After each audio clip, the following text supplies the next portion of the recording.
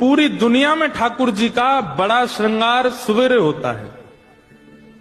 जैसे राधा रमन जी जाओ, राधा वल्लभ जी, बिहारी जी जाओ, तो सुबह सुबह श्रृंगार आरती जब होती है तब ठाकुर जी पूरा श्रृंगार कर लेते हैं, मुकुट से लेकर के पैर तक का। शयन आरती में लगभग सारे मंदिरों में श्रृंगार घट जाता है। ठाकुर जी की पाग हल्की कर देते हैं, पोशाक हल्की कर देते हैं, आभूषण हल्के कर देते हैं। पर जगन्नाथपुरी में उल्टा है। जगन्नाथपुरी में शयन श्रृंगार का नाम ही है बड़ श्रृंगार, बड़ा श्रृंगार। इतने पुष्प पहनते हैं ठाकुर जी, यहाँ पे आंखों पर, मुख पर, हाथ पर, सब जगह पुष्प ही पुष्प। इतना अद्भुत श्रृंगार होता है ठाकुर जी का।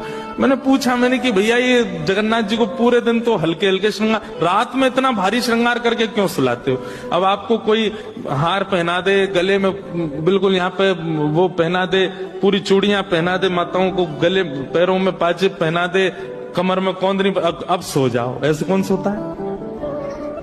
भाइयों को कहे टाई लगा लो, कोट पहन लो, नीचे पजामा पहन लो, मोजे पहन लो, शूज पहन, अब सो जाओ, ऐसे कौन सोता है?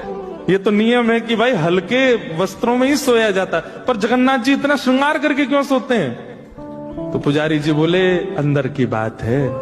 कपाट बंद करते ही ठाकुर जी भाग जाते हैं। बोले कहां? बोले वृंदावन जाते हैं रास करने के लिए। तो मैंने कि रास तो सारे ठाकुर जी करते हैं।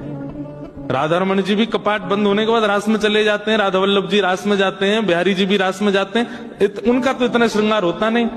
तो पुजारी जी कितनी अच्छी बात बोले, बोले कि जो जगन्नाथपुरी में ठाकुर जी है ना, वो प्रेम विगलित ठाकुर, पिघले हुए ठाकुर जी। उनके हाथ नहीं है, उनके पैर नहीं है, उनके मुख नहीं है। तो बोले राधा रमन, राधा वल्लभ, बिहारी जी आदि इन सबके तो हाथ हैं। कपाट बंद करके पुजारी गए, ये खुद ही अपने सिर कानन में कुंडल पहन लेते हैं, सिर पे मुकुट पहन लेते हैं, गले में हार पहन लेते हैं, कड़ूला पहन के, पाजेब पहन के भागते हैं रास में।